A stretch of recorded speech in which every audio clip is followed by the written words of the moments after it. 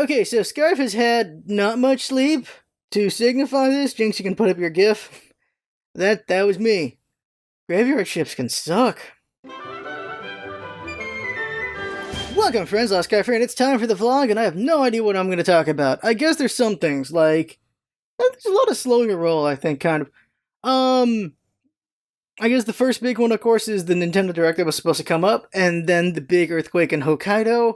Bunch of people missing, some people dead, a lot of property damage. That's very unfortunate. The trip, of course, is people being mad about that. That Nintendo has put a pause on their Direct because of the fact that, well, there was an earthquake in Hokkaido. This is in Japan, so out of respect, they're not doing their Direct right now.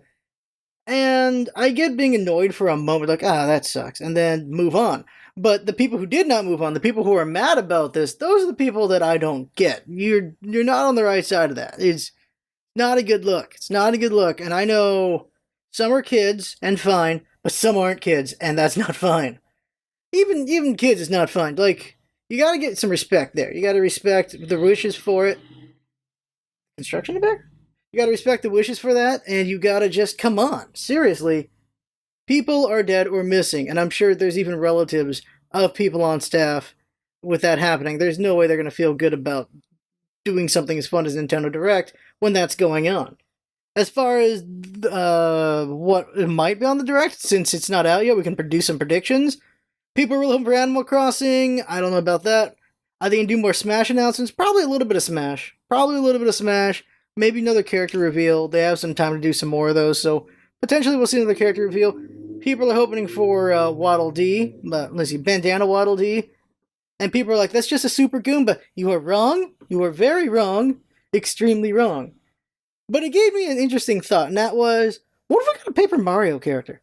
In that, what if we got Paper Mario, so it's another Mario, but all Paper Mario's attacks are his buddies. So Goombella, Goombario, Bombette, the Kid Yoshi, because I don't think he actually has a name, does he? I think, hey, wait, don't you name him? I can't remember from Thousand Year Door. Then you've got just so many characters. Koops. There's a bunch of characters from Paper Mario, which would be really cool to see some of them show up in some way. So either like a level, like a background level with all those characters, or you just straight up have them with a Paper Mario. That would be really cool, I think. That'd be awesome. Why not have another Mario? Why not? Probably not, because Daisy's coming in, so it's like they're bringing in like one per franchise kind of thing, so Daisy's showing up. I'll be honest with you, I hope Waluigi never shows up. I'm getting tired of the fandom on that. I'm really tired of the Waluigi fandom just being complete dicks to Sakurai. He is doing so much work. I want sour grapes on that one. And I guess that'll be the later topic, something that has to do with that.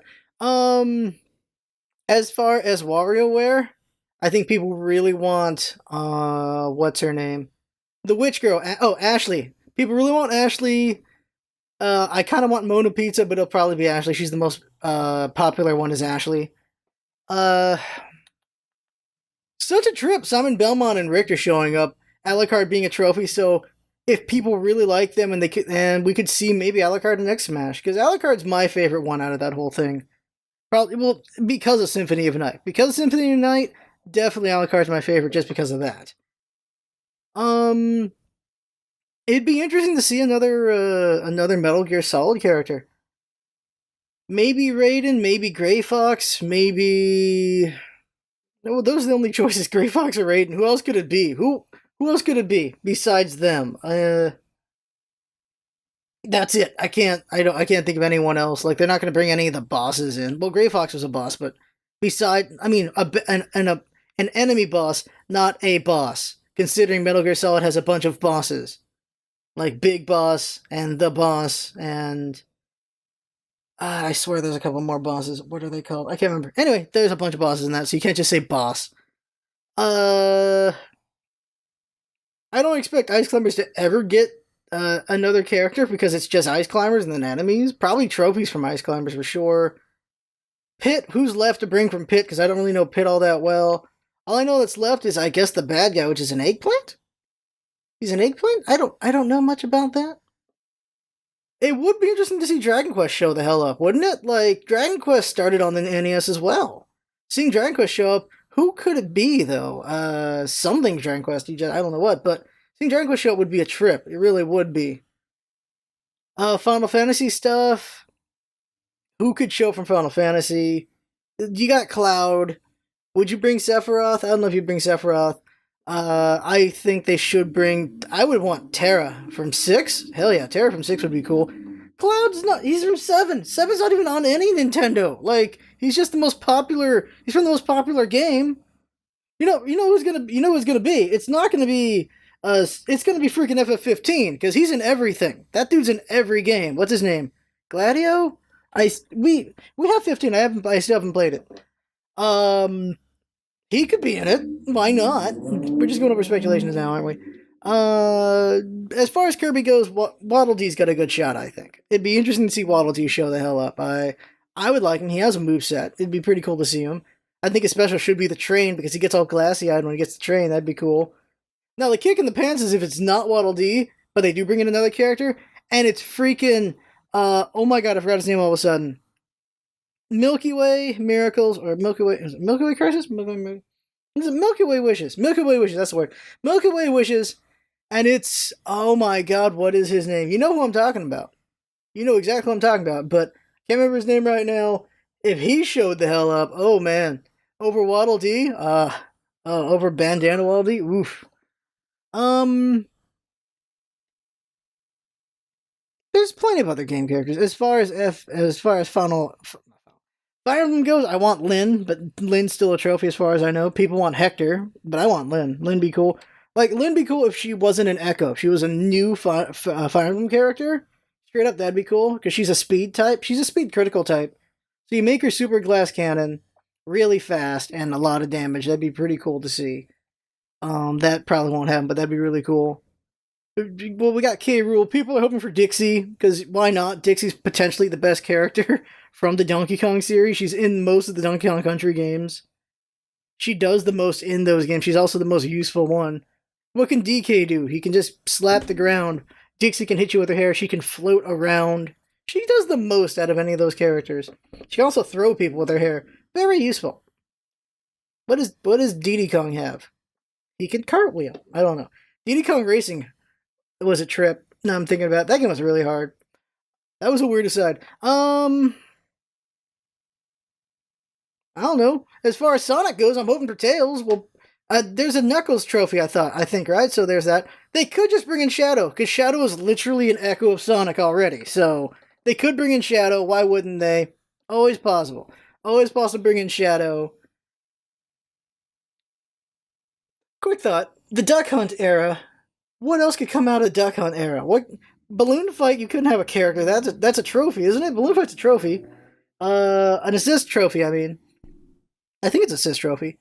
What could you have come out of that era? Is there anything that could come out of the Nintendo era? Just a question for y'all. Could anything come out of the Nintendo era that isn't just, the main people, like the main stuff, like Mario and Link and all that? Is there anything else from that era? Like, Duck Hunt itself was a surprise, but Duck Hunt is a thing that was around that time. I don't think they'd ever bring in Super Shot, like just the weapon. That's it. Like, that game was nuts for its time that nobody played. I played it on emulator. I used the mouse as the shooter. That's what I did. If they ever brought in anime characters, I suspect Goku would be first. Like, you can't count Pokemon because Pokemon is a Nintendo property. But if they ever brought in anime, I'm going Goku first. Would be the first one. Because so many Dragon Ball games have been on the NES, and it's just been on Nintendo for so long. I think that'd be the first one if they ever broke over to anime. I really do. Another Street Fighter character would be cool, but who could it be? You could easily echo Ken. That just echoes, like, because they're echoes. They're very straightforward about echoes.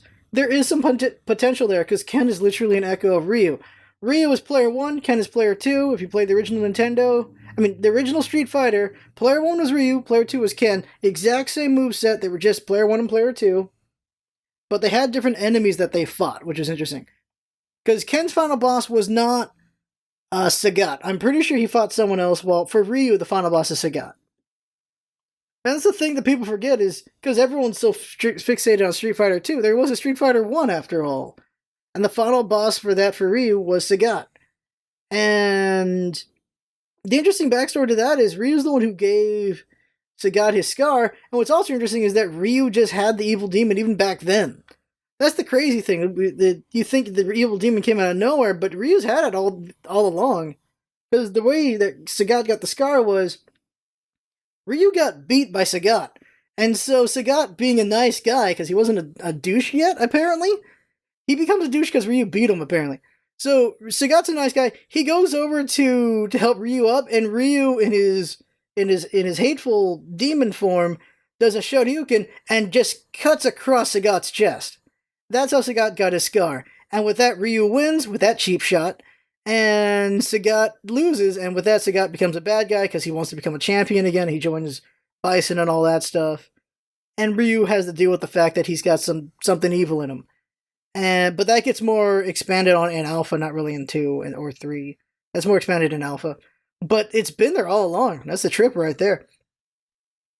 Wow, okay. Let's talk about a topic. Let's talk about this. I have hate in my heart. I definitely do. I am a very spiteful person. And I don't want to be, but I am. I feel like fair is fair, sort of, in that if negativity goes out, it should receive negativity, I suppose. I think that's how I'm kind of a boomerang on things. If something's nice, it deserves niceness. If something's negative, it deserves negativity. That's kind of how I feel, and that's why I'm such a spiteful person. I hate that aspect of me, but it's a part of me that I am, and I know it's very much a part of my nature. And you see that whenever we LP games. Whenever someone's a total dick to me, I usually kill them, because apparently that's equivalent. But this whole thing with Waluigi, and just the fans just being total crap to Sakurai because he's not a character, is just so not okay, to the point that I hope we never see Waluigi as a fighter. I hope he's always only a assist trophy. That's how I feel about it. And that's how I'm just really, really annoyed with the people who were just so upset about the fact we're not getting the direct yet. It's very weird that. Oh, real quick, if I could say, people really hope for Animal Crossing. I really hope Isabelle shows up in the game. But as far as Animal Crossing goes, if it's not now, it will be eventually. I think every property is going to be across the age of the Switch. So we'll get Animal Crossing at some point. Because they're bringing back Samus. I think they'll bring back F-Zero. They're going to bring back everything, I think. Because the Switch has done so well. They're doing so great with it. It's a great comeback after the Wii U. I think they're going to spread it out as best they can with every property. So I think everything's in the works. So I think Animal Crossing will occur for the Switch. It is a question, though, what about the 3DS? What's going on with that? I don't know. There's still games coming out for 3DS. I'm still playing on the 3DS as well. Because some things, it's better with this little thing than this thing. Even though the Switch is portable, it's still easier with this than this. Also because this is way more expensive than this. So that's things there as well. But yeah, the people just being mad about the Direct, it's very frustrating. It's very frustrating. You just see this. I've come to the realization I hate fandoms for the most part. Because Steven Universe looks amazing, their fandom is toxic as balls. That is very unfortunate. Undertale, I still think, is one of the greatest games of its time. Its fandom deserves all the crap it gets because that fandom is toxic as balls. The Waluigi community, very toxic, not happy with them right now. Obviously it's not everyone, it's not all of something, but it's enough that when that vocal minority is just so loud that the silent majority doesn't stop it. And that's the thing. Should the silent majority police the vocal should the silent majority police the vocal minority? And at this point, it feels like you have to. It really does, because, well, you do get painted. People jump to conclusions way faster now than ever. So the one negative just ruins it for everyone else. And you see this instance in everything. And you know you do. And you know you do it yourself as well. When you see a bad apple from any group, it gives you a good assumption that all of them are like that as well. Whether you mean to do it or not, first impressions mean a lot. And my first impression of the Undertale people was that, because they were just total dicks to people doing art. Same thing goes for Steven Universe. It's about art usually, isn't it? It's usually about art for a lot of times. It's the community just flips out about something that someone draw as fan art, and it's very unfortunate. And it makes me want to spite draw. It's a very interesting thing. I think I said this before, is I kind of want to get good at drawing so I can draw exactly what the toxic people in the community hate, so I can just keep doing it and doing it and doing it, because that kind of fuels me a little bit. Spite fuels me more than I'd like it to, but it do. And so that is a temptation. And I hold back on that, but it is a temptation to get in the mud and fight stupid people. That's how I feel it is. And I think that goes into a different thing, and that is self-righteous fury that we all look for. I feel like in Twitter and Tumblr as well, people look for and Facebook, for God's sakes. People look for a source of self-righteous fury. You're looking for things to get outraged about so you can flip out and lay into somebody. I've done it many times. I try to hold back on it, but I'm still guilty of doing it on occasion. But I try to do it a lot less because I see how bad it is. Because everyone's drinking poison to be mad at someone else. And I try, but I know I still fail here and there. Especially when things are really ridiculous, I boil over and I still can't hold back at times. And a lot of people are like that too, unfortunately. But there are people who just openly, aggressively, and they want it. They want to get outraged. They want to get mad at people. They want to just yell at people with as much venom as they can and feel self-righteous about it. Feel like they're okay to do that. That is a thing. I feel like there's a pressure valve going on here. People got a lot of stuff packed in. And when they see something that lets them go all out, they go all out. And I've done it before as well. They just let it all go. It doesn't actually have to do with this subject. It's enough, though, to let them unload all their baggage onto whatever thing, because it's an opening. It's an opening to release everything from within. I think that's really what it is. And that's not good. That's not healthy. And that's not helpful. That's not helpful to anybody. All these goddamn boycotts are really stupid. They really are. Like, I get it. There was a time when they were effective, and they might still be effective to an extent, but no, they've lost their effectiveness because they've been overdone and overblown and overused. That's really how it is. If you really want to boycott the work, it has to be done as a concerted effort for things that actually matter, that are actually important. You can't just do it left and right willy-nilly. Like the boycott on In-N-Out was stupid. That was a really dumb boycott. The boycott on Nike is stupid. That's really dumb as well. Like, the biggest frustration of that is when it comes to the narrative, the left is really bad at doing narrative compared to the right, because the left relies on facts while the right relies on storytelling, on weaving a narrative. And because of that, the right is able to just take the game and do whatever they want with it. They're able to just write the script while the left has to catch up and try to correct the script. And that requires one not giving a damn and one just not playing by the same rules.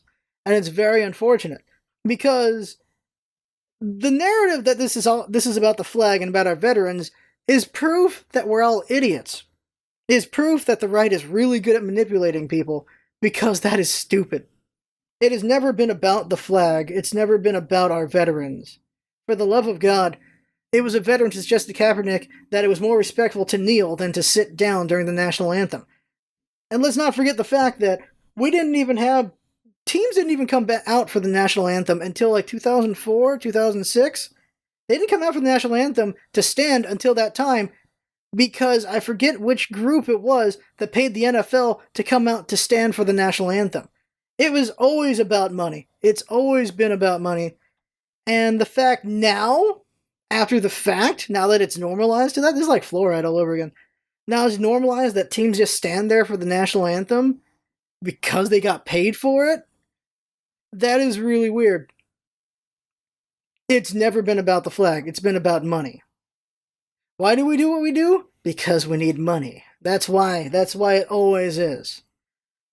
And that's the problem, is memories are short and nobody looks back. Nobody finds the origin of anything. Nobody tries to figure out why things are what they are.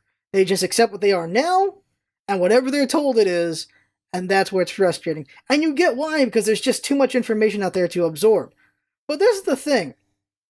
This is the thing, I think, at the end of the day, that we need to all do better on. And that is, if there is something you actually give a damn about, you should probably go learn the history of it. You should go back and see why is. In this case, I don't know if anyone knew that the football teams didn't always stand for the national anthem. That it was only within the last 10 years that this happened, or 12 years, that this happened. That was 14 years, I'm off on math right now. Within the last 2 decades is the better way I could have put it, that this happened. It wasn't always that way. And just learning why it is. And then hell, if you're so passionate about the flag, what about the freaking flag code? Because people like to throw out all these things with the flag code, and then people like to throw out other things with the flag code. There's a lot of argument and counter-argument when it comes to the flag code. If you're going to stand by one side of it, you got to stand by all the sides of it. And the rules of the flag code are very ridiculous, and people ignore the crap of the flag code, and yet all you care about is this one. The standing for the flag part. When there's so much more that everyone's violating left and right about flags, so what the actual hell? What the actual hell? But that's what it is with anything. It's worth doing a dive. If you're actually very emotional about something, you should just go beyond the surface there. Figure out why you're so emotional about it, but also figure out what is the situation actually about. What is it really? That's kind of important.